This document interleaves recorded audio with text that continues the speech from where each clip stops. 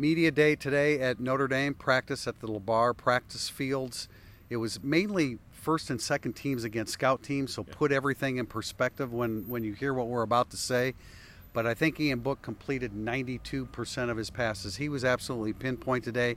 Even the deep balls, he was right on target. I mean, it might be, out of nowhere, the most informative practice we've ever had in August, because we now know who they think they're going to be starting or rotating in against Louisville. This was a Louisville practice.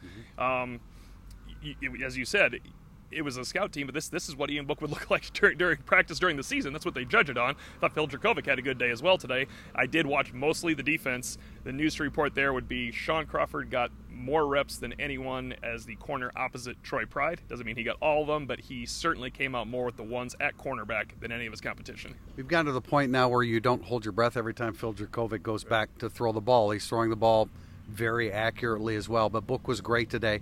And I think his number one receiver today was Lawrence Keys. And really, if you didn't know he was 13 and Michael Young has the sling on with number 87, they look very similar. I'm not sure that he knows the passing game as well as Michael Young because there's a difference in age, but he was really good today. I thought Keys has kind of been making a move for about 2 weeks to that, and obviously the injury to Young opened it up for him, and he's the logical replacement there. Another move defensively, there was Drew White. If he's not the starting Mike linebacker, they're just rotating someone and showing too many odd things. But Drew White was almost always the starting Mike. But the kind of what I gleaned from it today was it looks like Shane Simon is his backup at Mike. They did rotate guys through, but Shane Simon started out with the twos in almost every live rep against scout team, and the one time they went against the first string offense when we were ushered out of practice. We've talked about Jafar Armstrong and Tony Jones Jr. pretty much interchangeably. But everything they did today offensively involved freshman Chiron Williams. He was involved when they ran tempo.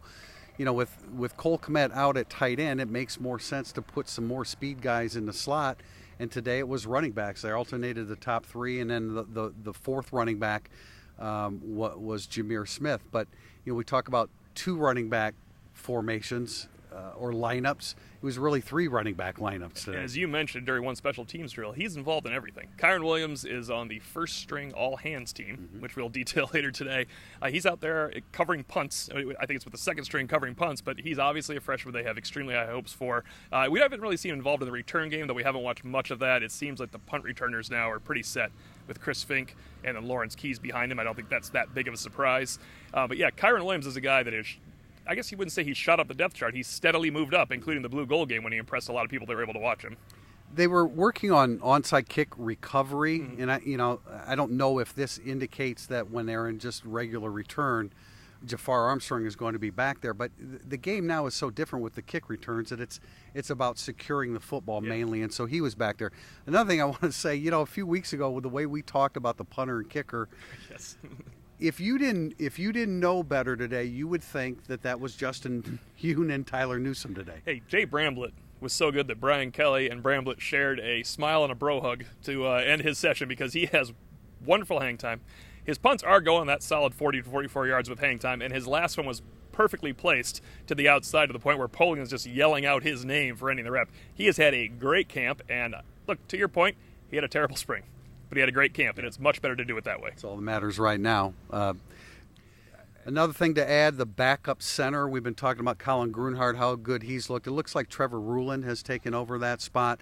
We saw Josh Lugg working at left tackle, getting some first-team reps at left guard in place of Aaron Banks.